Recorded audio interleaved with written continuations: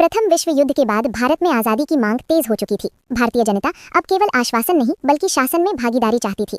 अंग्रेज सरकार को ये समझ आ गया कि अगर कुछ सुधार नहीं किए गए तो असंतोष और बढ़ेगा। इसी समय ब्रिटेन के भारत सचिव एडविन मोंटागू और भारत के वायसराय लॉर्ड चेम्सफोर्ड ने मिलकर भारत के भविष्य पर विचार किया।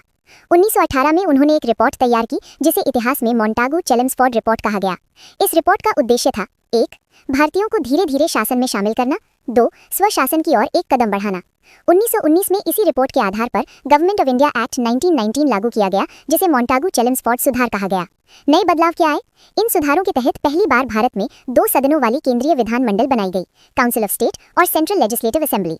प्रांतों में एक नई व्यवस्था लागू की गई जिसे डायरकी कहा गया। अब विषय 2 भागों में बट गए। रिजर्व्ड विषय पुलिस, वित्त आदि अंग्रेजों के हाथ में, ट्रांसफर्ड विषय शिक्षा, स्वास्थ्य आदि भारतीय मंत्रियों के हाथ में। विधानमंडलों में भारतीयों की संख्या बढ़ाई गई और कुछ लोगों को मतदान का अधिकार भी मिला, हालांकि ये बहुत सीमित था। अलग अलग समुदायों के लिए अलग मतदाता सूचियां बनाई गई। इन सुधारों से भारतीयों को पहली बार शासन चलाने का व्यावहारिक अनुभव मिला। संसदीय राजनीति की शुरुआत हुई और राष्ट्रीय चेतना और मजबूत हुई। ये सुधार भारत को स्वराज्य की राह पर ले जाने वाला एक कदम बना। हालांकि नाम बड़े थे पर वास्तविक सत्ता अभी भी अंग्रेजों के पास ही थी।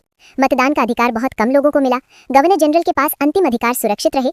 इसी कारण भारतीय राष्ट्रीय कांग्रेस और अन्य नेताओं ने इन सुधारों को अधूरा और निराशाजनक बताया।